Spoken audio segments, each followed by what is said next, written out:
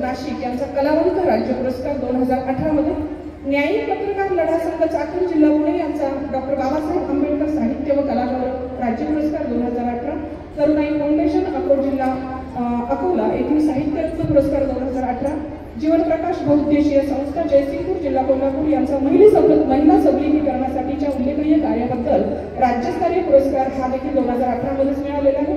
अंबाई बहुउद्देशीय संस्था लातूर, कवी विचार मंच शेगाव यांचा रणरागिणी राज्य पुरस्कार, महिला सबलीकरण व युवा जनजागृतीची दखल घेऊन यवतमाळ येथे विश्व शांतीदूत बहुउद्देशीय संस्थेचा विश्व शांतीदूत राज्य पुरस्कार हा देखील त्यांना 2018 मध्ये मिळालेला आहे. अक्षरोदय साहित्य मंडळ नांदेड यांचा महिला गौरव पुरस्कार 2019 पुणे येथील खानदेशी अहिराणी कस्तुरी साहित्य सांस्कृतिक कला क्रीडा मंच यांच्या स्त्री शक्तीच्या सन्मान सोहळ्यातील कला क्षेत्रातील कार्यासाठी कस्तुरी गौरव पुरस्कार राज्य पुरस्कार त्यांना मिळालेला आहे. शिवाय निर्वाण फाउंडेशन नाशिक यांचा साहित्यिक योगदानाबद्दल आंतरराष्ट्रीय अवॉर्ड त्यांना 2021 मध्ये मिळालेला आहे. प्रेरणा प्रतिष्ठान जिल्हा सोलापूर यांचा राज्यस्तरीय कृती शिक्षक पुरस्कार 2021, नाशिक शिवसेना यांचा गुणवंत शिक्षक पुरस्कार 2021, तसेच रयत शिक्षण संस्थेचे दादा पाटील महाविद्यालय अहमदनगर यांच्या मराठी विभागाने ज्ञानज्योती सावित्रीबाई फुले यांच्या जयंतीनिमित्त पहिले स्त्री शिक्षिका साहित्य संमेलन घेतले गेलं. त्या ठिकाणी सुप्रियाताई सुळे यांच्या हस्ते 2023 मध्ये त्यांना मुक्ता साळवे पुरस्कार मिळालेला आहे. अन्याय अत्याचार निर्मूलन समितीचा राज्यस्तरीय सावित्रीबाई फुले तेजस्वी स्त्री गौरव पुरस्कार त्यांना मिळालेला आहे. महाराष्ट्रातील विविध राष्ट्रीय आंतरराष्ट्रीय स्तरावरील साहित्य संमेलनात कथाकथन परिसंवाद कवी संमेलनामध्ये त्या कायम निमंत्रित आहेत आणि त्यांचं सादरीकरण त्या करत आहेत. शिवाय अतिशय ठळक स्वरूपातला त्यांचा परिचय असा आहे, लेखन, अभिनय आणि दिग्दर्शन यामध्येही त्या काम करत आहेत. मी जिजाऊ मॉरिशसमध्ये 25 मे 2016 मध्ये त्यांनी या प्रयोगाचा शुभारंभ केला. जाणता राजा स्वराज्य संस्थापक छत्रपती शिवरायांना घडवणाऱ्या स्वराज्य संकल्पिका मा जिजाऊ यांच्यातील एक हळवी आई आणि कणखर राजमातेचे दर्शन घडवणारा, तसेच आजच्या परिस्थितीवर अचूक आणि भेदक भाष्य करणारा एक पात्री नाट्यप्रयोग. मी अरुणा बोलते.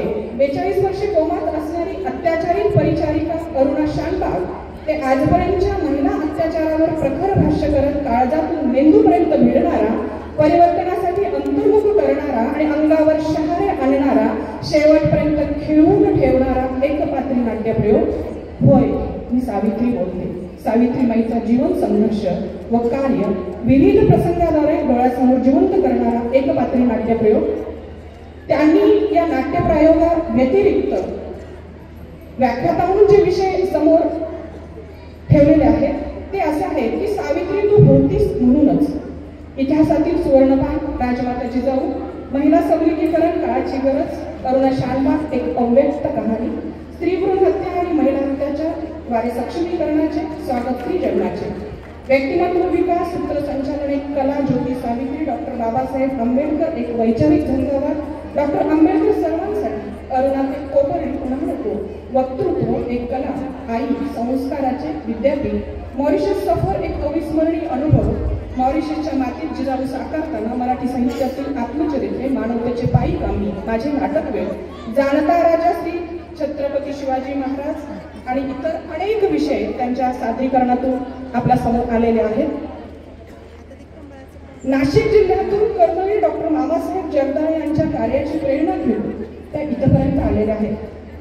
मामासाहेबांच्या स्त्रीविषयक भूमिकांचा स्वीकार व आदर त्यांना असून आजच्या त्यांच्या सादरीकरणातूनच व महिलांच्या सबलीकरणाच्या मांडणीतून तो आपल्या समोर येईलच.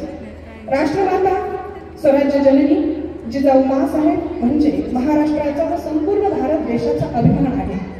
छत्रपती शिवाजी महाराज, संभाजी महाराज यांच्यासारखे अलौकिक राजे घडवून त्यांनी देशाच्या संपूर्ण इतिहासावर आपली स्पष्ट राजमुद्रा उमटवलेली आहे. अशा रणरागिणी जिजाऊ साहेबांच्या जीवनालेख एकपात्री नाट्यप्रसंगातून त्या उभा करीत आहेत की आपल्या सर्वांसाठीच आज मोठी आनंदाची पर्वणी आहे. कर्मवीर डॉक्टर बाबासाहेब जगदाळे यांचे प्रेरणास्थानी स्वराज्य संस्थापक छत्रपती शिवाजी महाराज होते. मामांच्या जयंतीच्या निमित्ताने आपण त्यांना वंदन करूया आणि जिजाऊ साहेबांच्या जीवनाचा व त्यांच्या विचारांचा परिचय करून घेऊया. रंगदेवता व नाट्यदेवता तसेच रसिक प्रेक्षकांना विनम्र अभिवादन करून घेऊन येत आहोत एकपात्री प्रयोग मी जिजाऊ बोलते. सादर करता डॉक्टर प्रतिभा जाधव.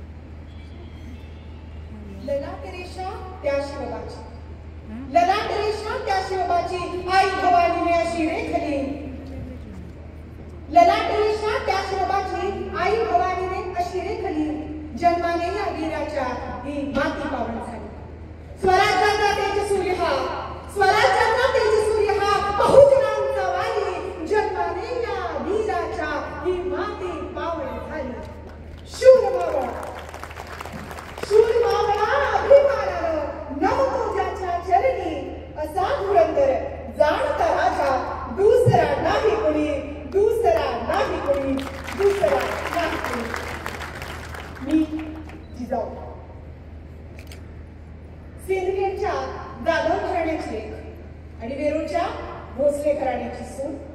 मातृत्वाचा मानदंड त्या शिवबाने निर्माण केला. त्या शिवबाची आई होण्याचे भाग्य आस लाभले. हो, मी जिजाऊ बोलते. आमच्या मायबापानं आमच्या माती संस्काराचा टिळा लावला. हातात स्वाभिमानाची तलवार दिली. वर्तमान बदलण्याची ताकद दिली आणि दुर्दम्य इच्छाशक्तीनं आमच्या मनात उसळी घेतली आणि स्वराज्याचं स्वप्न आम्ही बालपणापासून पाहत आहोत. सिंदखेडच्या जाधव घराण्याची लेक, वेरूळच्या भोसले घराण्याची सून झाली. शहाजी राजांची पत्नी अर्थात स्वारींची पत्नी म्हणून आम्ही पुण्यात आलो. आम्हाला लहानपणापासून प्रश्न पडायचा, दोन्ही सरदार घराणे, सिंदखेडचं जाधव घराणं आणि वेरूळचं भोसले घराणं, दोन्ही सरदार घराणे. मग आमचं बालपण कसं असेल? कसं असेल आमचं बालपण? सतत युद्धाच्या मसलती, सरदारांची वर्दळ, रयतेचे प्रश्न, रयतेच्या समस्या, सल्ला मसलती, चर्चा, हे सारं चालायचं. तुम्हाला माहिती आहे, आम्ही जेव्हा बालपणी घोड्यावर स्वार व्हायचो, तलवार उभारायचो, तलवार चालवायला शिकलो, तेव्हा आमचे आबा महाराज आम्हाला म्हणायचे, रणचंडिका रणचंडिका. आमचे आबा महाराज लखुजी जाधव दिल्लीचे औरंगजेबाच्या पदरी, तर आमची स्वारी विजापूरच्या आदिलशाहीच्या पदरी. दोन्ही विरोधक. आणि अशा वेळेला 3 मासांची गर्भार असणाऱ्या जीव पुढे प्रश्न, पती की पिता, भावना की कर्तव्य, सासर की माहेर. पण आम्ही आमच्या कर्तव्य बुद्धीला जागलो आणि स्वराज्याचं स्वप्न आम्ही जेवढा लहानपणापासून पोचलं होतं ते पूर्ण करण्यासाठी बद्ध होतो. स्वराज्य स्वराज्य स्वराज्य स्वराज्य स्थापन करायचं. का? लहानपणापासून आम्ही बघत आलो, आपलीच माणसं, आपलीच एकदेशीय माणसं याच्या त्याच्या पदरी चाकरी करतायत. आपली निष्ठा, अस्तित्व आणि वफादारी दाखवण्यासाठी आपल्याच माणसांच्या गळ्याचे घोर घेत आहेत. आपलीच माणसं आपल्याच माणसांच्या रक्ताचे पाठ वाहत आहेत. आम्हाला प्रश्न पडायचा. आबा महाराजांना आम्ही खूप वेळा विचारलं, आबा महाराज हे थांबणार कसं आणि कधी? आबा महाराज इथं माय बहिणींच्या आबरूची लक्तर लोपवली जात आहे, त्यांची आबरू लुटली जाते दिवसा ढवळ्या. हे कोण थांबवणार? आबा महाराज, आबा महाराज थांबलं पाहिजे, नाही बघत आबा महाराज. नाना प्रश्न पडायचे आम्हाला. तेव्हा आबा महाराज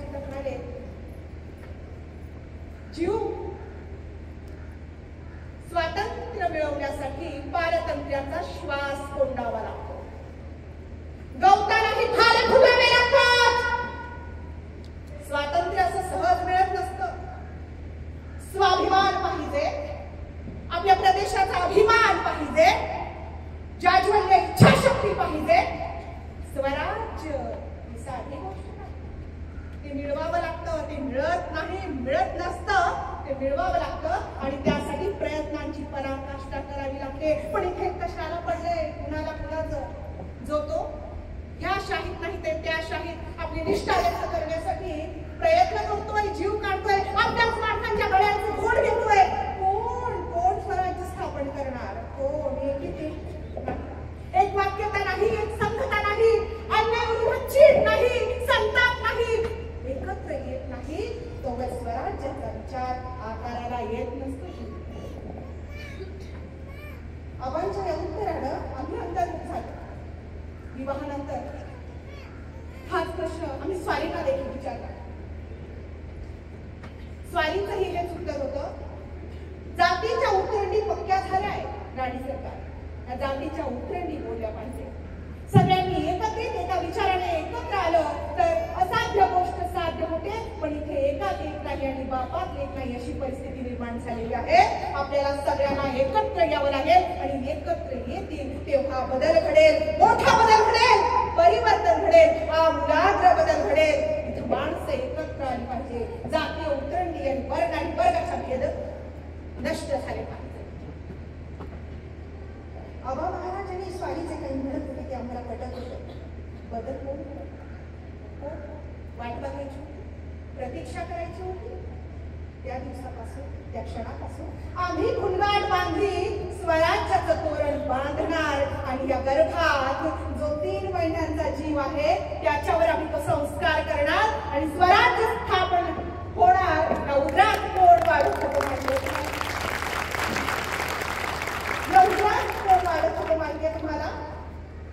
क्षत्रिय कुलावतंस, सिंहासनाधीश्वर, कुळवाडी भूषण, बहुजन प्रतिपालक छत्रपती शिवाजी महाराज.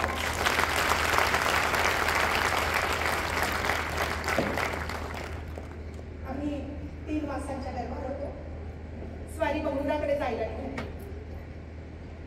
पुन्हा ओसाड पडलं होतं. ती जहागीर मिळाली होती. पुन्हा ती ओसाड पडली होती. गाढवाचा नांगर फिरला होता त्याच्यावरून. ओसाड गावची जहागीरदारी. आम्हा सरदारांच्या आणि राजांच्या बायकांचं आयुष्य खूप संघर्षाचं असतं. कसलाच भरोसा नाही, कसलाच विश्वास नाही. आज आपला पती, आपले सरदार, आपले लेकरं कोणत्या तरी शाहीच्या पदरी आहे. आपापसात लढतील, भिडतील, मरतील, मारले जातील. कुंकुमाचाही भरोसा. पुन्हा एकदा स्वारी निघाली की पुन्हा परतून येईल याचीही शाश्वत नाही. भीती आम्हालाही वाटायची. आम्ही माणूस होतो. भीती आम्हालाही वाटायची. अस्वस्थ आम्ही व्हायचो. काळजात आमच्याही धडधड व्हायची जेव्हा स्वारी निघायची युद्धावर. दूर दूर दूर परतून येतील याची शाश्वती नाही. अशा वेळेला भीती वाटायची. तेव्हा काय करायची जिजाराणी? काय करायची माहितीये? माझा मोठा लेख शंभू हाही असायचा स्वारी बरोबर. काळजाचा तुकडा माझा. 6 वर्षांचा असल्यापासून स्वारी बरोबर. काय म्हणत असेल आईची काळी? काय म्हणत असेल? भीती आम्हालाही वाटायची. आम्ही माणूस होतो. जगासाठी राणी होतो. जगासाठी जीव होतो. जगासाठी जिजाऊ होतो. लेकरांसाठी आऊसाहेब होतो. पण भीती आम्हालाही वाटायची कारण सगळ्यात आधी आम्ही माणूस होतो. भीती आम्हालाही वाटायची. मग काय केलं? आम्ही भीती आमच्या पदराला बांधून ठेवायचो. रात्रभर देव पाण्यात बुडवून ठेवायचो. झोप लागायची नाही. सतत काळजी आणि चिंता असायची. लेकराची, स्वारींची, माझ्या मावळ्यांची, या प्रदेशाची आणि सगळ्यात महत्वाचं स्वराज्याची. स्वराज्याची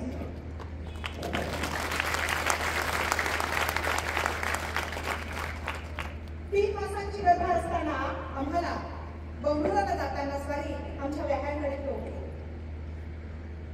विजयराव, सिदोजी, विश्वासराव आणि लक्ष्मीबाई यांच्या स्वाधीन आम्हाला केलं आणि स्वारी. काय भयंकर असेल ना तो काळ. तुम्ही पोटात एक जीव वाटतोय आणि यातच एक नको वाईट असणारा निरोप येतो.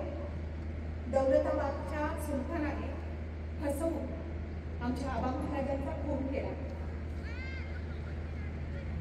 धड सासर ना बाहेर अशी आमची परिस्थिती, पोटात एक जीव वाढतोय, आमचं दुःख कुणाला सांगणार होतो. आणि अशा वेळेला विजयराव एकदा आले, खिन्न आणि सुंदर आम्हाला चाहू लागली काहीतरी अगदी घडलंय, काहीतरी वाईट बातमी आहे.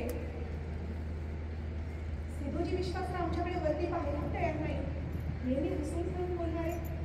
काय झालंय सांगा. काळी घट्ट करते मी, काहीतरी अगदीच घडलेलं आहे, तुमचा चेहरा सांगतोय, सांगा विजयराव सांगा. तेव्हा ते म्हणाले, तुमचे आबा महाराज लोकूजी जाते, त्यांचा सुलतानाने फसवून खून केला. एवढा मोठा धक्का सहन होण्यासारखा नव्हता. आधीच पती सोबत नाही आणि त्या पित्याचं डोक्यावरचं छत्रही नाहीसं झालं. धड सासर ना बाहेर असं काहीच नाही. आणि अशा काळी कुणाला आम्ही दुःख सांगणार होतो, तिथेच मूर्छित होऊन आम्ही पडलो. थोड्या वेळाने जाग आली खरं, पण त्या दुःखातूनही आम्हाला सावरावं लागलं. कारण तेच पुन्हा स्वराज्याचं स्वप्न आम्हाला स्वस्थ बसू देत नव्हतं. आम्ही लक्ष्मीबाई आणि विजयराव सिंहजी विश्वासराव यांच्याबरोबर तिथे राहतो. सकाळ व्हायची, स्नान, पूजा अर्चा, शिवाय देवीचं दर्शन, स्वयंपाक खोलीत शिधा काढण्यात वेळ जायचा.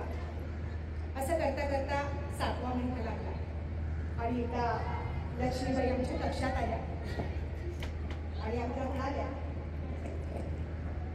राणी सरकार, हे खावंसं वाटतंय, डोहाळे लागले कसले, सांगा हा, बिनदिक्कत, बिना संकोच. आम्हाला त्यावर खूप हसू आलं.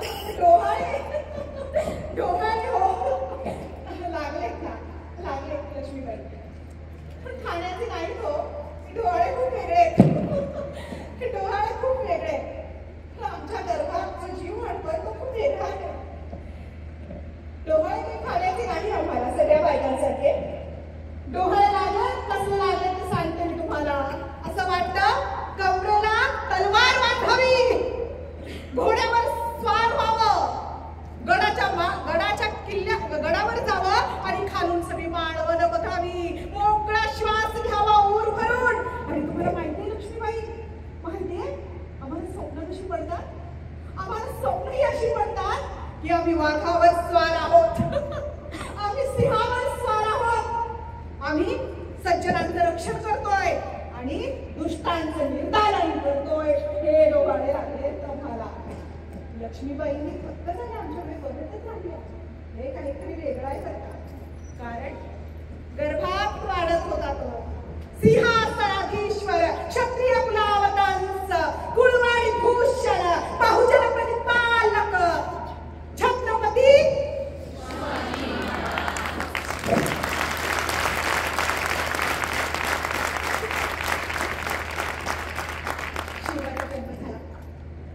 शिवाचा जन्म झाला तेव्हा पांढरा शुभ्र चुना दिला होता पूर्ण वर्षाला. मोतीलक झाल्याची जांभळं झळत होती. पंचांग उघडून शास्त्री पोहोचले होते आणि सगळेजण त्या कक्षाकडे कान आतून करून बाळाच्या जन्माची प्रतीक्षा करत होते. आम्हाला मात्र पुन्हा मनात नाना शंका उद्भवत होत्या, निर्माण होत्या. कारण हा पोरगा गर्भात राहिला, हे मूल गर्भात राहिलं तेव्हा धड माहेर न सासर. नवरा पती कुठेतरी बंगुरात स्वारी गेलेली आहे. तिथे पितृछत्र हरपलं, तिकडे जहागीरवर गाढवाचं नांगर फिरलं. आणि अशा काळात अशा वेळी हे पोर जन्माला येत आहे. घोर चिंता आणि घोर समस्या आम्हाला. बाळाचा पहिला टाकू स्वच्छ पाण्याने भरलेले तबक ठेवले, सगळं वातावरण सुगंधी केलेलं. आणि अशा वेळेला त्या प्रसूती कक्षातून बाळाचा पहिला टाकू ऐकू आला. हा आनंद आनंद आनंद त्या गडावर झाला आणि घाई शास्त्रीबुवांनी पंचांग मांडलं. पद्धतच होती ना, राजघराण्यात तुम्ही जन्माला आलं की पंचांग मांडली जायची आणि त्याचं भविष्य पाहिलं जायचं. आणि अशा वेळेला सगळ्यांचे कान टवकारले, सगळे सावध झाले आणि शास्त्रीबुवांकडे एकटक बघताय. आम्ही पडद्याच्या आडून सगळं बघतो आहे आणि न राहून आम्ही म्हणालो, शास्त्रीबुवा सांगा सांगा, मला ऐकायची खूप घाई झाली आहे, उत्सुकता आहे, उत्कंठा आहे. त्या पोराच्या येण्यानं भवितव्यात काय वाढून ठेवलं आहे, बोला. हे पोरग गर्भात राहिलं आणि आमचं पितृछंद हरपलं. आमची स्वारी बंगनाथ, आमचा लहान मोठा लेक बंगनाथ त्यांच्या बरोबर आहे आणि अशा कठीण प्रसंगी आम्ही या बाळाला जन्म दिलेला आहे. सांगा काय भविष्य आहे या बाळाचं. शास्त्रीबुवांनी आमच्याकडे बघितलं, एक मंद स्मित केलं आणि म्हणाले, राणी सरकार, फिकीर नको, फिकीर नको. या बाळाच्या जन्माला दुर्भाग्य संपलं आणि भाग्य सुरू झालं.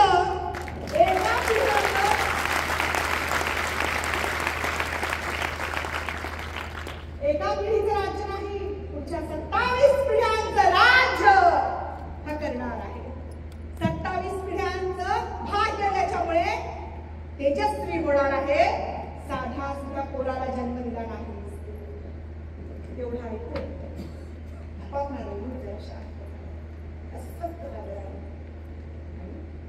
हळूहळू आपल्या बाळाला दाखला शिवबा मोठा होता.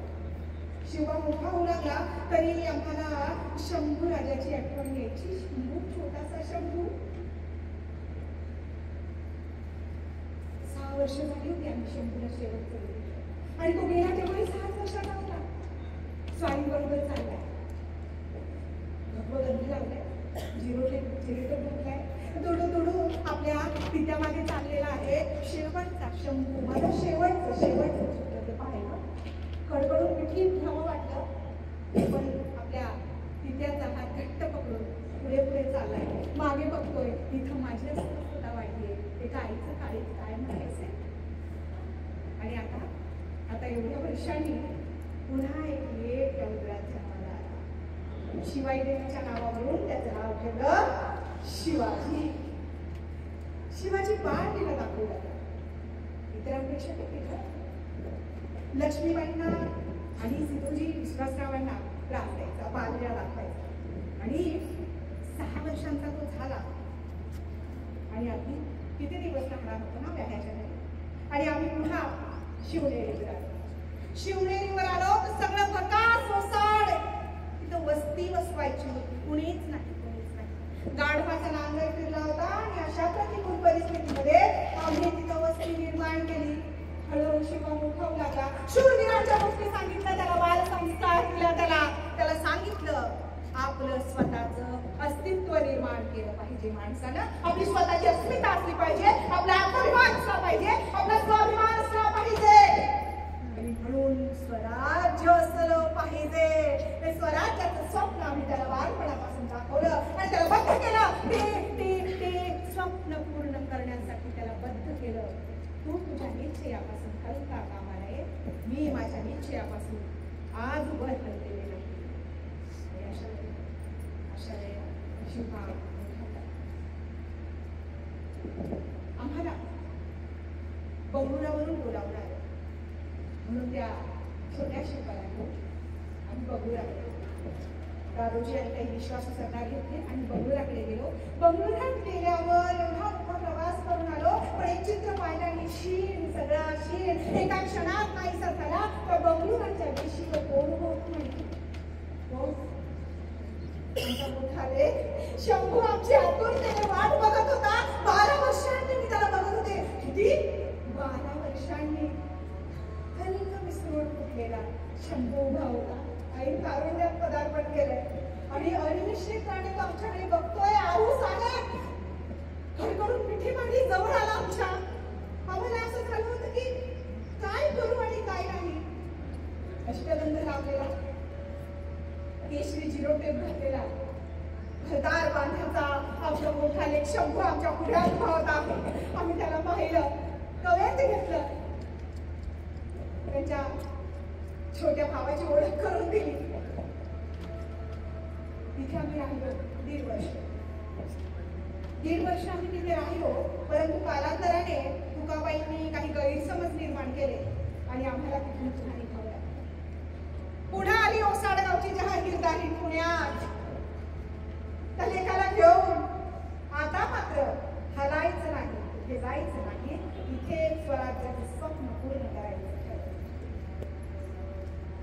जाताना शंभूवरून नजर उठत नव्हतं. शंभूचा हात सुटत नव्हता म्हणून आईचीच माया ना. मी म्हणाले स्वारी ना स्वारी. शंभूराजांना आम्ही आमच्या सोबत नेऊन खूप दुरावा निर्माण झाला. आमच्या बोललं नाही, संवाद नाही. काही दिवस आमच्या पाशी ठेवा पण नव्हतं. स्वारी म्हणाली नाही, अजिबात नाही. ते इकडे रमले. त्यांना इथे राहायला आवडते. एक काम करा,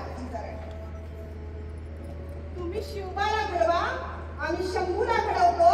बघू सरस कोण ठरता येते. जशी असं काळजात थोडी अस्वस्थता घेऊनच आम्ही पुण्यात परतलो. ते शब्द, ते वाक्य मात्र काळजात आणि मेंदूत रुतून बसलं. तुम्ही शिवबाला घडवा, आम्ही शंभूला घडवतो.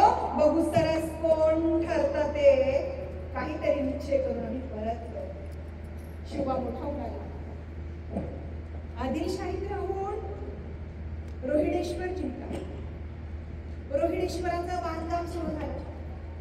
परंतु इकडे शिवबाला झोप येईल. प्रचंड अस्वस्थ. आणि हे रोज आम्ही बघत होतो. एकदा त्यांच्या कक्षात गेलो आणि त्यांना विचारलं काय झालं काय. शिवबा झालं काय, प्रचंड अस्वस्थ दिसतात. राजे म्हणाले आऊसाहेब रोहिणेश्वराचं बांधकाम पाहिजे. परंतु सगळा संपत्तीसाठी संपत आलाय. 3000 मधून राबतायत तिथं, पण त्यांचे पगार आणि वेतन द्यायला पैसे नाही. ना साहित्य आणायला काही पाडलं होईल. आणि त्यांना म्हणाले हो होईल. कल्पनेच्या भीतीने कशाला स्वस्थ होतात. हातात चांगलं काम घेतलं की ते पूर्णत्वास येतच प्रयत्न करत राहा. असं म्हणून आम्ही आलो. पहाटे पहाटे तानाजी आले शिवनेरीवर आणि म्हणाले राजे रोहिणेश्वराचं बांधकाम सुरू असताना अगणित संपत्तीचा साठा सापडला आहे. आणि तिथं रोहिणेश्वराचं काम जोमानं सुरू झालं. सगळ्यांचे पगार वेतन वेळेवर दिले. रोहिणेश्वर तयार झाला. पहिला जय शिवबाचा. आता प्रत्येक वेळी धनाचा साठा सापडणार नव्हता हे मात्र निश्चित. त्यामुळं एका दसऱ्याला मी काय म्हणाले शिवबा आणि मावळे गेले सोनं लुटायला आणि तिथून आले. सोनं लुटून आलो अहो महाराज, सोनं लुटून आलो. हा सोनं लुटून आला. ठीक आहे, पण एक सांगते ते लक्षात घ्या. संपत्ती कर्तृत्वाच्या मागे येते. आपण संपत्तीच्या मागे धावायचं. तुम्ही कर्तव्यवान असाल, कर्तृत्ववान असाल तर संपत्ती तुमच्या मागून येते. आपण संकट पाहावी, संपत्ती नाही. आपण समोर संकट पाहावी आणि संकट पार केली की संपत्ती, सत्ता आणि प्रसिद्धी तुमच्या मागे येते. तुम्हाला त्याच्या मागे जाण्याची, धावण्याची आवश्यकता नाही. शिवबा बदलत होता. अशा वेगवेगळ्या प्रसंगाने आम्ही त्याच्या मनात घट्ट करत होतो तू राजा आहेस. तू हिंदवी स्वराज्याचा पहिला राजा आहेस. तुला ते व्हायचंय, तुला ते करायचंय, तुला मुहूर्त वेळ घडवायची आहे. मावळे 18 पगड जातीतले मावळे शिवबाने स्वतःच्या पदरात ठेवले. आपोआप भाव कधी केला नाही. किती खोटं आणि चुकीचं लिहिलं गेलंय, सांगितलं गेलंय. शिवबा मुस्लिम वेष्टे नव्हते, अजिबात नव्हते. मरहट्टा जो होता तो त्याचा होता. मरहट्टा म्हणजे जो मराठी बोलतो तो मरहट्टा. मग तो मुस्लिम असो वा कोणत्याही धर्माचा असेल तो मरहट्टा आहे. मरहट्टा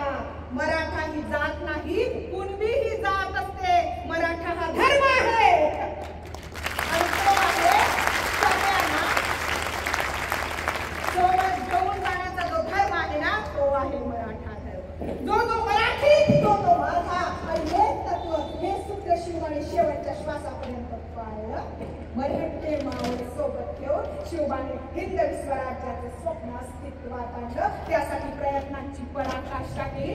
एके दिवशी दादोजी आले दरबारामध्ये आणि त्यांच्या अंगठ्यालाही बाही नाही. आम्हाला प्रश्न पडला, हे काय दादोजी, अंगठ्याला एक बाही नाही? दादोजी खाली मान घालून, साहेब चूक माझीच आहे.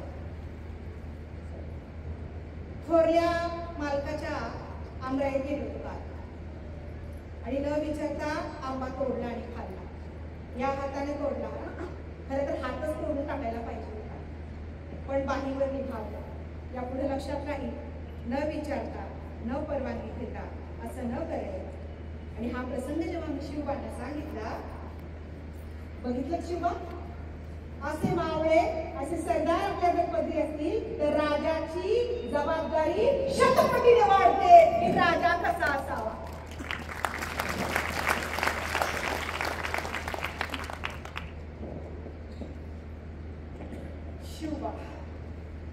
शिवबाला स्वराज्याचं स्वप्न दाखवलं, पण स्त्री सन्मान विसरू दिला नाही. स्त्री सन्मान शिकवलं त्याला, चारित्र्य जपायला शिकवलं त्याला. स्त्री सन्मानाचे काही उदाहरण तुम्ही वाचले, ऐकले, पाहिले असतील. कल्याणच्या सुभेदाराची सून लावण्यवती, अपूर्व सौंदर्य, काहीतरी अलौकिक पाण्याचा भास शिवबांना झाला. आणि त्यात बाबाजी म्हणाला, राज तिला बाळगीराची एखाद्या बटीक बनवलं, काय तर नाटक शाळेत भरती केलं तर कोण बोलावणार आहे आपल्याला? बाबाजी आता बोला, पुन्हा असं काही बोलू नका. ही सुभेदाराची सून तुमच्या माझ्या आई बहिणीसाठी आहे. अलौकिक सौंदर्य आहे. अशी आमची आई असती सुंदर रूपवती, आम्हीही सुंदर झालो असतो वदने छत्रपती.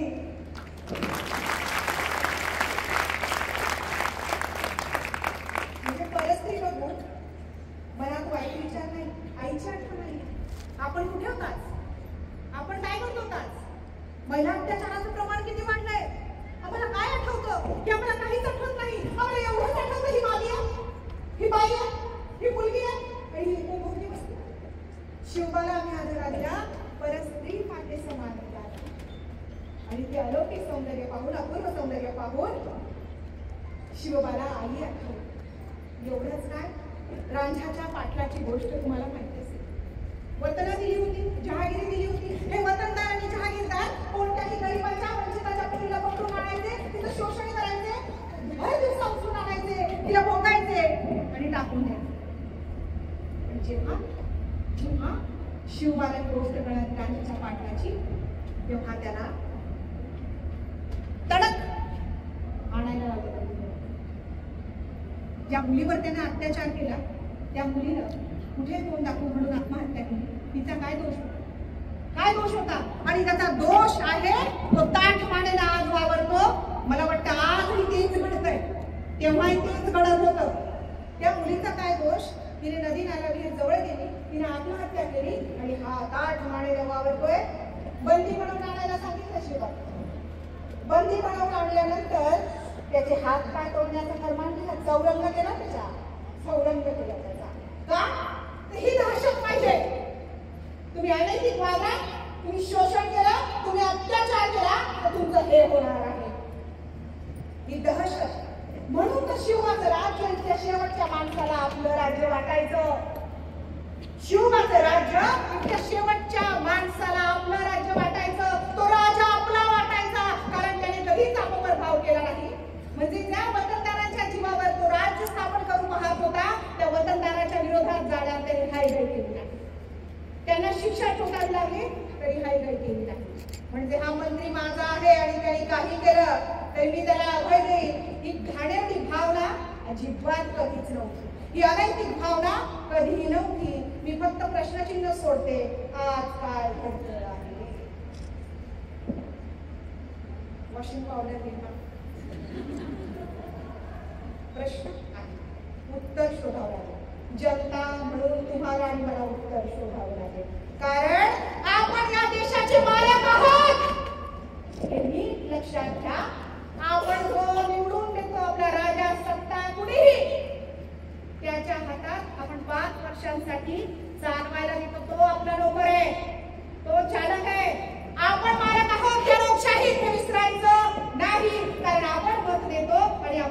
निवडून देत असतो. रयतेचं राज्य पाहिजे ते शिवबाच्या काळात होतं. शिवबाच्या रयतेला हे रयतेचं राज्य वाटायचं. कुठं छोट्यातला छोटा मुलगा सुद्धा शिवबासाठी लढायला तयार असायचा. तुम्हाला माहिती आहे घोडदळ आणि पायदळ जेव्हा शेतातून जायचं ते शेतातून येणं जाणं त्या घोडदळ पायदळाचं बंद केलं शिवबाई. का? जनतेच्या भाजीच्या देठालाही हात लागता कामा नाही. नाहीतर आपण तिथून आलो तर मागच्या दळाच्या हाती तेही लागायचं नाही. शेतकऱ्याच्या हाती तर काहीच पडायचं नाही. असेच एका बांधावरून 3 घोडेस्वार आले. 3 घोडेस्वार आले आणि 10-12 वर्षाचं लेकरू आहे. 10-12 वर्षाचं लेकरू असं उभं राहतं आणि म्हणतं कुठं चालले, काय काम आहे, कोण पाहिजे?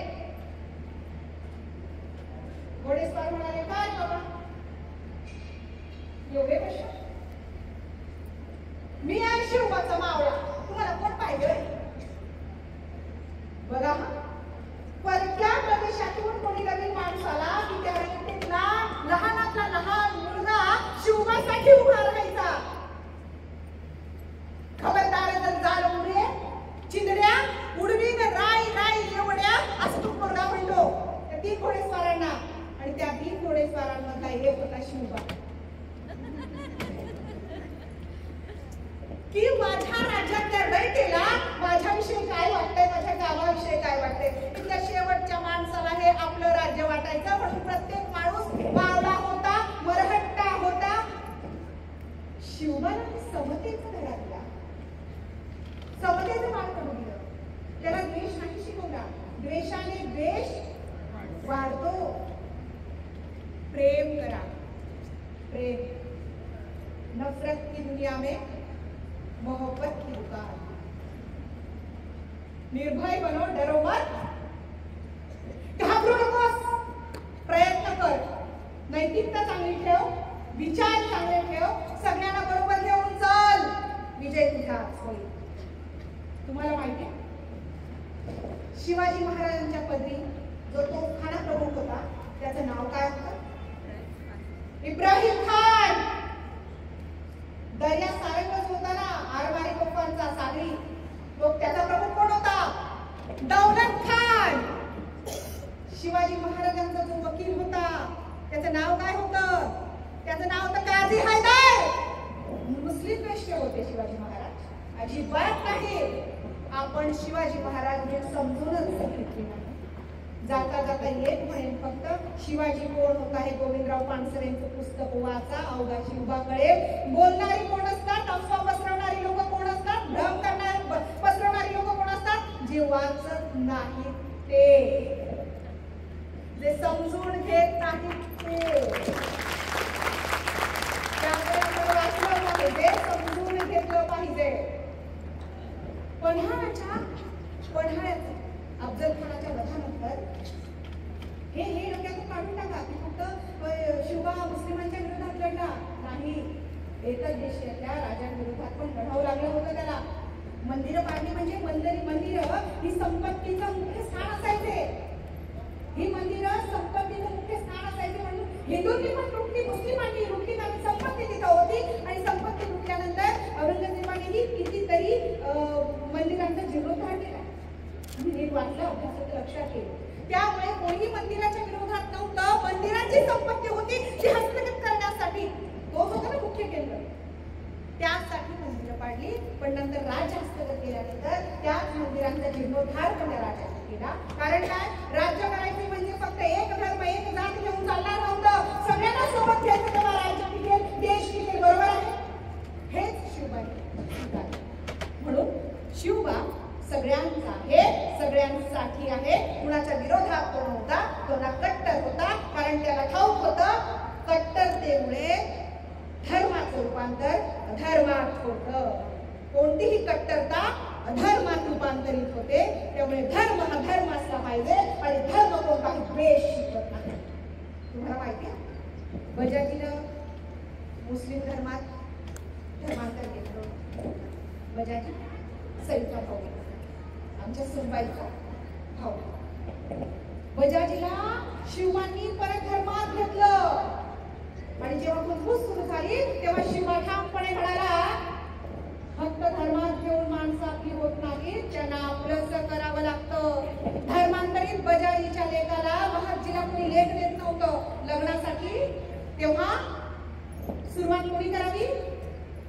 शिवबाने धर्मांतरित बजाजीच्या मुलाला महाजीला आपली लेक दिली सखू, आणि सखूचा विवाह महाजी बरोबर लावून दिला. आणि धर्माच्या निराधारांना धर्मगुरूंना सुनावलं शिवबाने, धर्म खूप अवघड करून ठेवलाय तुम्ही, धर्म सोपा झाला, धर्म सोपा झाला पाहिजे, धर्म खूप अवघड करून ठेवलाय तुम्ही. माणसासाठी धर्म असतो की धर्मासाठी माणसं असतात बघा जरा.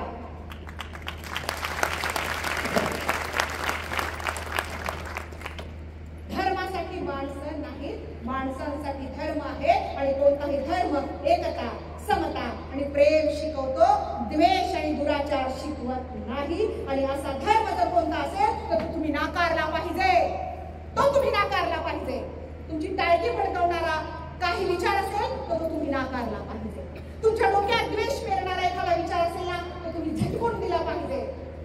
तुम्ही समतावादी असले पाहिजे, तुम्ही लोकशाहीवादी असले पाहिजे. हाच तर विचार दिला ना आम्ही शिवबाने.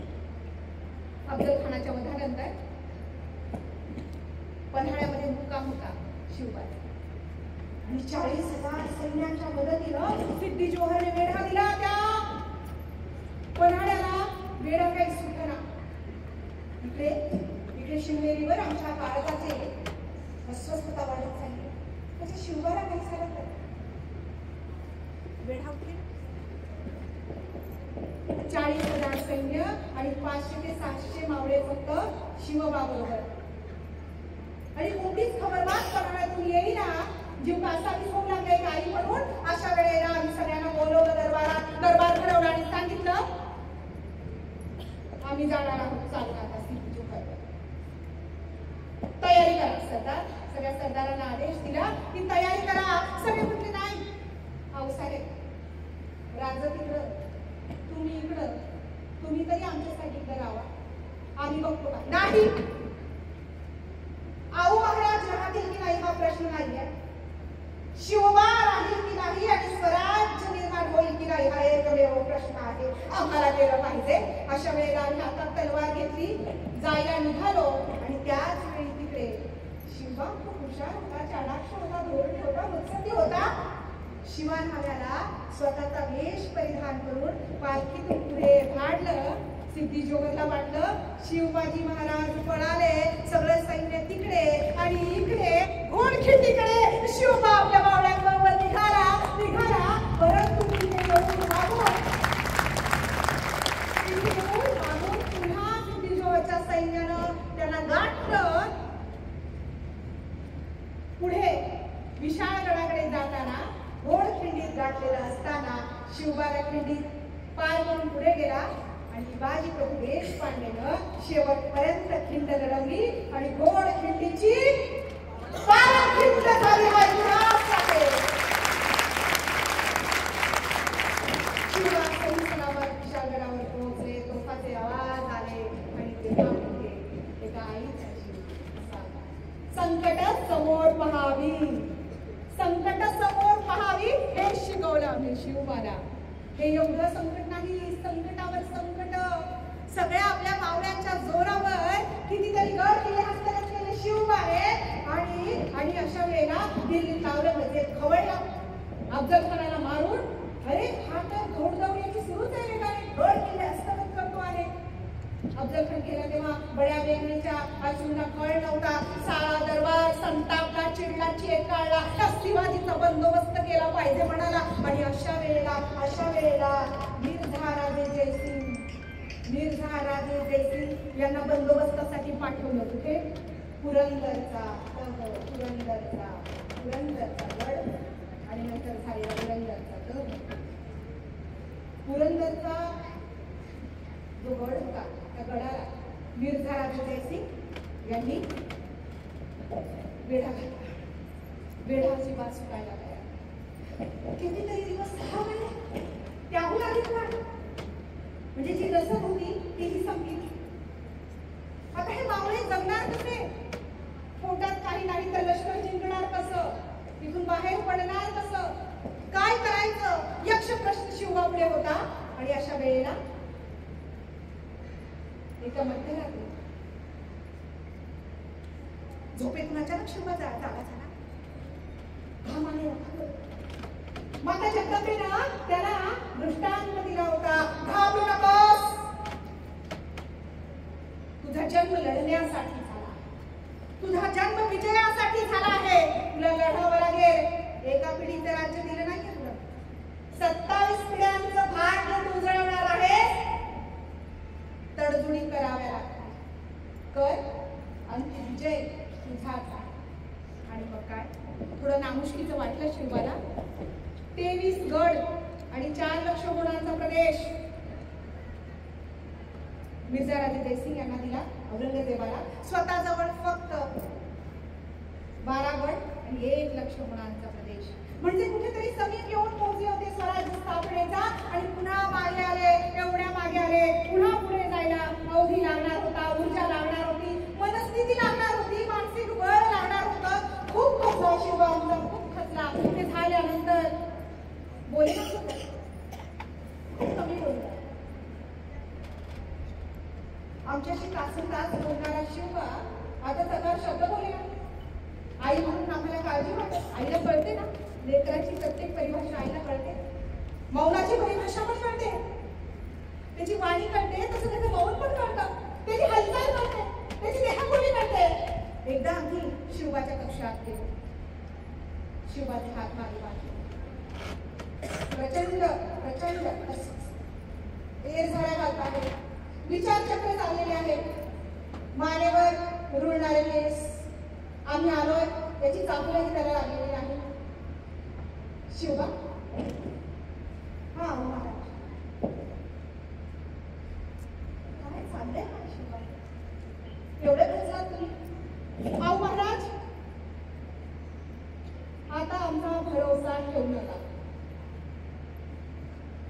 एवढ्या निढळाच्या भावाला जिंकलेले 23 गड आणि 4 लक्ष गुणांचा प्रदेश आता हात द्यावा लागला. खरे खचलोय आम्ही, निराश झालोय आहो महाराज. आणि शत्रूचा 5000 मनसबदार करावा लागलाय आमच्या लेकाला. नको आहो महाराज, जगावं की मरावं असं आम्हाला वाटतंय. खरं तर आम्हाला जगावंच वाटत नाहीये. आमचा भरोसा धरू नका. शिवबा, हे तुम्हीच बोलताय ना? हे तुम्हीच बोलताय ना? आठवतंय तुम्हाला? आठवतंय? आता काळजी झुकत नाही का? काळ उघडे ठेवू नाही का? आम्ही काय सांगतो? जगाव की मरावं हा प्रश्न वाटतोय तुम्हाला? भरवसा धरू नका सांगताय? म्हणजे स्वराज्याचं स्वप्न उन्हात तुमच्या आणि माझ्या पेरलं गेलं होतं, त्या स्वप्नाचं काय? तेही चालू द्या. आणि तुम्हाला मरणाचं इतकं आकर्षण होतं, का थांबवलं आम्हाला तुम्ही सती जाण्यापासून? का थांबवलं? आठवतंय तुम्हाला? स्वारी आली होती. स्वारी आली होती आणि तुमची ही प्रगती पाहून किती आनंदली होती. तेव्हा स्वारी आली. शामियानामध्ये सगळेजण, स्वारीला आमच्याशी बोलायचं होतं, सगळे बाहेर गेले.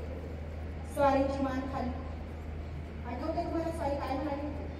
स्वारी म्हणाली होती, जिजाराणी, आम्ही शर्मिंदे आहोत, तुमच्या पुढे आम्ही शर्मिंदे आहोत. कारण एका बाईच्या दुर्बल हातानं तुम्ही घडवलेला शिवबा शंभूपेक्षा सरस आहे. शंभूचं आम्ही रक्षण करू शकलो नाही. शंभूचं आम्ही रक्षण करू शकलो नाही. कनकगिरीच्या युद्धात शंभू, कनकगिरीच्या युद्धात 14 वर्षाचा शंभू गेला आणि एकटेच बंगुरावरून आले होते. आता स्वारी आम्हाला भेटायला. आम्ही शर्मिंदे आहोत. मला शंभू आठवतो, शंभू मला कसा दिसतो माहितीये? शंभू मला दिसतो पहाटेच्या धुक्यासारखा, पहाटे विरून गेलेला. त्या पोराला जवळ घेता आलं कधी ना, आला मला घेता आली, मोठे कडकडा मोडता आली ना, लेकराला जी मन भरून पाहता आलं ना, भाऊ बाकू घालता आलं. 6 वर्षाचा मुलासा तिकडे आणि तो 12 वर्षाचा असताना पुन्हा परतलो, तेव्हाच पाहिला तो शेवटचा. त्यानंतर शंभू गेल्याचीच बातमी आली. काय वाटलं असेल ऐकायला? आणि स्वारी जेव्हा सांगत होती की आम्ही तुम्हाला म्हणालो होतो बंगुरा, ते शब्द आम्हाला आठवत आहे, आम्ही शर्मिंदे चुकले आहोत, आम्हाला क्षमा करा. राणी सरकार, ज्या पद्धतीने तुम्ही शिवबाला घडवलं, एक सबल हात पुरुष म्हणून मर्द म्हणून कमी पडला आणि तुमच्या दुर्बल हाताने शिवबा मात्र सरस घडवला. ही आहे स्त्री शक्ती. हा स्त्री सन्मान असा असला पाहिजे, गुणग्राहकता अशी असली पाहिजे. जे चांगलं आहे त्याला चांगलं म्हणता आलं पाहिजे आपल्याला, जे उत्तम आहे ते स्वीकारता आलं पाहिजे आपल्याला. उगाच अहमहमिका नको. स्वारी म्हणाली, स्वारी म्हणजे काय बोलताय, तुमच्याच आशीर्वादाने ते घडतं. तुम्ही बोलला नसता तर कदाचित एवढं काही करताही आलं नसतं मला. जेव्हा एखादा माणूस आपल्याला म्हणतो अमुक एक गोष्ट तुला जमणार नाही किंवा करून टाकावं, तेव्हाच आपल्याला ती शक्य होते. आपण अगदी करतो. विरोधात असणं गरजेचं असतं. राजाचं स्वारी आपलाच माणूस, आपलाच पती, आपलाच मालक आणि लेकराला घडवलं म्हणून त्यांचा हा आनंद. स्वारी 20 वर्षांनी पुन्हा आली. स्वारी 20 वर्षांनी पुन्हा आली. रुबाब तोच, हाईट तीच, केसांमध्ये रुपेरी कडा दिसतात केसांच्या, परंतु वाईट आणि रुबाब. 2 दिवस मुक्कामी होते. शिवबाचं सगळं वैभव बघितलं, त्याचे संस्कार बघितले, त्याची आगेकूच बघितली आणि तो कसं सगळ्यांना एकत्र घेऊन चालतो ते बघितलं आणि ते खूप खुश झाले, आनंदले. 2 दिवसांनी ते निघाले. 2 दिवसांनी निघाले तेव्हा स्मशान शांतता शामी आल्या आणि कधीही न उच्चारलेले शब्द आमच्यासाठी त्यांनी उच्चारले. स्वारी म्हणाली, जिजाराणी पुन्हा कधी भेट होते की नाही माहित नाही. भरवसा काय मागायचे मागा तुम्हाला. काय एखादी गोष्ट वस्तू मागायची आहे मागा तुम्हाला. काय हवं मी भांबावले. यापूर्वी स्वारी असं काही बोलली नव्हती. 60 वर्षांची स्वारी ताट मांडायला आजही उभी होती आणि म्हणत होती आपल्या प्रिय पत्नीला, मागा तुम्हाला काय हवंय. आम्ही विचार केला आणि आम्ही म्हणालो, स्वारी मागणार नाही एक गोष्ट मागायची. ती म्हणजे हे डोळे मिटण्यापूर्वी, हा श्वास थांबण्यापूर्वी तुमचे पाय पुन्हा एकदा मला दिसावे, बस बाकी मला काही नको. स्वारी गेली आणि काही दिवसांनी निरोप आला. स्वारी एका युद्धात मारली. जी गोष्ट तो निरोपच नको होता तोच निरोप शेवटी येऊन धडकला. मोठा लेख गेला. आता स्वारी गेली, कपाळाचं कुंकू पुसलं गेलं आणि सती जायची तयारी सुरू. ऐकताय ना शिव मी काय सांगते. सती जायची तयारी सुरू झाली होती. सुप मांडली, मळवट भरला, हिरवं कुंकू, हिरवं पातळ, हिरवा चुडा आणि सगळी तयारी झाली. आम्ही सगळी जाणार होतो तेव्हा तुम्हीच थांबवलं ना आम्हाला. तुम्हीच थांबवलं आम्हाला. तुम्हीच म्हणाला होता ना, आऊसाहेब हे काय झालं नाही. आऊसाहेब तुम्ही आम्हाला हवे आहात, तुम्ही स्वराज्याला हवे आहात. आणि तुम्ही गेलात. हे स्वराज्याचं पूर्ण झालेलं स्वप्न कुणाला दाखवणार का मी. हा पुरुषार्थ कुणाला दाखवणार का मी. अहो महाराज तुम्ही होता म्हणून बळ मिळायचं आम्हाला मोहिमेवर जाताना. ऊर्जा मिळायची आम्हाला प्रत्येक पाऊल टाकताना. अहो महाराज तुम्ही श्वास आहात आमचा. तुम्ही जाता कामा नये. अहो महाराज तुम्ही जाता कामा नये. आमचे आबा महाराज गेले. पितृछत्र हरपलं आणि पितृछत्र हरपण्याचं दुःख तर तुम्हालाही ज्ञात आहे, तुम्हालाही ठाऊक आहे.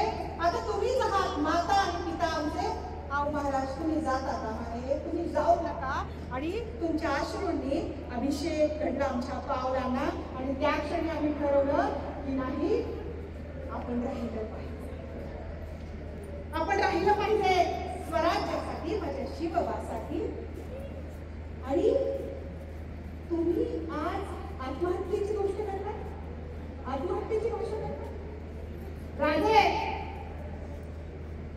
कान उभे ठेवू का. शब्दांचं मोल नसेल तर शब्द उच्चारू नयेत माणसाने. शब्दांचं महत्व नसेल तर शब्द उच्चारू नयेत माणसानं. माहिती आमचा प्रवास तुम्हाला. ओसाड गावची जहागीरदारी म्हणून 6 वर्षाचे तुम्ही असता इकडे आणलं आणि ही सगळी वस्ती निर्माण केली, तुम्हाला घडवलं आणि स्वराज्याचं स्वप्न इथल्या प्रत्येक मावळ्याच्या मनात कोरलं आणि अगदी तुम्ही जायची गोष्ट करता नाही. तुम्हाला जाता येणार आणि तुम्हाला जायचं असेल, तुम्हाला आत्महत्या करायची असेल, तुम्हाला जगणं नको असेल, तुम्ही खचला असेल, तुम्ही निराश झाला असेल तर जा. सोबत जेवढी शिबंदी आहे, सगळं सैन्य आहे, ते घेऊन जा. त्या मिर्झा राजे जयसिंगवर चालून जा. त्याला मारता मारता तुम्हाला मरण आलं तर चालेल मला, पण आत्महत्या करणारा एक भ्याड मुलगा जन्माला घातला असा कलंक माझ्या उदराला लागता कामा नये. शिवबाला जे सुनावलं, शिवबाला जे सांगितलं, त्या दिवसापासून अंतर्बाह्य शिवबा बदलला होता, अंतर्बाह्य बदलला होता. आणि एक एक गड तिला सर करत पुन्हा गतवैत बोललो. पुन्हा एकदा ते स्वप्न पूर्ण करण्याकडे प्रयाण सुरू झालं. आणि 1678 मध्ये एक बातमी येऊन धडकली. बेलवाडीची किल्लेदारी सावित्रीबाई सपूजी गायकवाड नावाचा महाराजांचा सरदार त्या किल्ल्यावर चालून गेला. त्या बाईनं खूप हिमतीची ती बाई 27 दिवस तिने किल्ला लढवला एकट्या बाईनं. आणि काय ते 8-10 सरदार काय असतील ते बरोबर आणि ते सैन्य 27 दिवस एका बाईनं ते सगळा किल्ला लढवला. 27व्या दिवशी मात्र सपूजी गायकवाडनं तो किल्ला हस्तगत केला. परंतु विजयाचा उन्माद काय असतो बघा, त्या बाईनं तो गड त्याच्या किल्लेदारीनं हवाली केला. परंतु उन्मादाचा विजय किती भयंकर आणि वाईट असतो बघा. त्यानं तिच्यावर बलात्कार केला आणि पुन्हा विजय मुद्रेनं राजांकडे आला. राजांना जेव्हा हे कळालं तेव्हा सपूजी गायकवाडला त्यांनी बोलवलं. उन्माद, विजयाचा उन्माद असता कामा नये आणि हा धडा सगळ्यांना मिळावा म्हणून त्याचे डोळे काढले त्यांनी. की कोणत्याही बाईकडे तू परत वाईट दृष्टीने बघता कामा नये. राजा असा पाहिजे, राजा असा पाहिजे, सच्चारित्र असणारा आणि तसा धडा देणारा हा राजा होता शिवाजी. नलगडपासून कुपरेपर्यंत एक मोठं राज्य शिवबाने प्रस्थापित केलं. आणि आता एवढं मोठं राज्य स्वतःच्या ताब्यात असणारा राजा अभिषिक्त राजा व्हायला हवा, अभिषिक्त राजा व्हायला हवा. मग काशीवरून गागाभट्ट आले. एवढ्या मोठ्या प्रदेशाचा मालक, एकीने आणि एकीने एवढा प्रदेश सांभाळणारा, याला आपण आता अभिषेक केला पाहिजे, राज्याभिषेक केला पाहिजे. ज्या गोष्टीसाठी हे कान आतुरले होते, हे डोळे आतुर झाले होते, स्वराज्य स्थापन होणार होतं आणि स्वराज्याचा संस्थापक, स्वराज्याचा हा राजा शिवबा मधाले अभिषिक्त राजा होणार होता. मग काय, रायगडावर गिरेलचे ही धावपळ, ही घोडदौड, 50,000 लोकांचा राबता होता. सिंहासन तयार करण्यात आलं, 32 मणांचं सिंहासन तयार करण्यात आलं. वटादी, औदुंबर या सगळ्या लाकडांचं मिळून अष्टकोनी असं भलं मोठं सिंहासन तयार करण्यात आलं. सुवर्ण तुला होणार होती राजांना आणि ते गरिबांना वंचितांना वाटप करणार होतं. तुला झालेली आहे सुवर्ण. त्याच्यानंतर मशक आणि पखलदारी लोक पाणी शिकत होते अवघ्या रायगडात. घोडे, हत्ती यांची रेलचेल होती. अनेक सुग्रास पक्वान्न शिजत होते. आणि अशा वेळेला सगळ्यांसाठी नवीन कपडे, नवीन दागिने, सगळ्या राण्यांचा आनंद गगनात मावेनासा झाला होता. सागर आणि अनेक नद्यांची जल एकत्रित करण्यात आली अभिषेकासाठी. अगदी मंगल कार्य, मोठं मंगल कार्य होणार होतं. खूप वर्षांनी जे स्वप्न पाहिलं होतं ते अस्तित्वात येणार होतं. आणि अशा वेळेला सिंहासनावर चढताना सिंहासनावर रुपयाच्या, मांडाच्या, हिऱ्यांच्या अशा सजावटी केलेल्या होत्या. आणि तर एक एक माणिक म्हणजे स्वराज्यासाठी आपला जीव अर्पण केलेला एक एक मावळा होता. त्या मावळ्याची आठवण शिवबाने ठेवली. आणि सिंहासनावर चढताना पहिल्याच खोबणीत एक तलवार ठेवली. कोणी दिली होती माहिती ती तलवार शिवबा? मिर्झा राजे जयसिंगांनी दिली होती. मिर्झा राजे जयसिंग दिलेर माणूस, शत्रूच्याही चांगल्या गोष्टी मान्य करणारा. आणि जेव्हा तो तह घडला पुरंदरचा तेव्हा मिर्झा राजे जयसिंगाने एक तलवार दिली, शिवबाच्या मुशीलात खोचली आणि सांगितलं तुझ्यासारखा धुरंदर पाहिला नाही. अनेक जणांशी लढलो पण तुझ्यासारखा धुरंधर पाहिला नाही. प्रचंड चिवट आणि चिवट आहेस तू आणि तेवढा मुत्सद्दी आणि धोरणी आहेस तू, तेवढा बुद्धिमान आहेस तू. खुदी को काय बुला देता कि हर तहरीर से पहले खुदा खुद बंदे से पूछे बोल तेरी रजा क्या है. असा आहेस तू, असा आहेस तू. पहिल्याच पायरी कोबडीजवळ आठवण म्हणून मिर्झाराजे जयसिंगांनी दिलेली ती तलवार मंत्रघोष सुरू आहे, स्तोत्र सुरू आहे, सगळे स्तोत्र म्हटले जात आहेत, मंत्रघोष सुरू आहे, सगळं मंगलमय वातावरण आहे, मंडप टाकलेला आहे आणि सगळीकडे आनंदी आनंद आहे. नवीन कपड्यांमध्ये दागिन्यांमध्ये मडलेले सगळेजण इकडून तिकडे वावरत आहेत आणि आपल्या डोळ्यांनी राजाला सिंहासनावर बसलेला बघत आहे. आमचे डोळे निघले या क्षणाच्या त्या रायगडाच्या खोल खोल दरीतून आम्हाला शंखध्वनींचे आवाज येऊ लागले. आमचे कान तृप्त झाले. स्वारींची आठवण आली, आबा महाराजांची आठवण आली. जो जो संघर्ष आजवर केला त्या साऱ्या संघर्षाची आठवण झाली आणि शेवटचे ते स्वर अजूनही आमच्या कानात म्हणत आहेत. क्षत्रिय कुलावतन, सिंहासनाधीश्वर, कुळवाडी भूषण, बहुजन प्रतिपालक श्री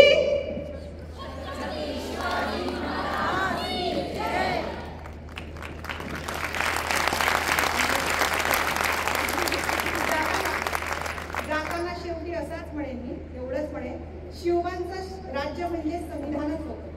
जेव्हा तुम्ही शिवाजी कोण होता वाचाल तेव्हा तुम्हाला लक्षात येईल, तुम्ही तुकोबा वाचाल तेव्हा तुमच्या लक्षात येईल की आपलं भारतीय संविधान म्हणजे दुसरं तिसरं काही नाहीये. शिवाजी महाराजांनी ज्या स्वराज्याचा निर्णय त्या राज्याचं स्वप्न पाहिलं होतं ते म्हणजे संविधान आहे. म्हणून आपण संविधानवादी झालं पाहिजे, आपण लोकशाहीवादी झालं पाहिजे. या जन्मात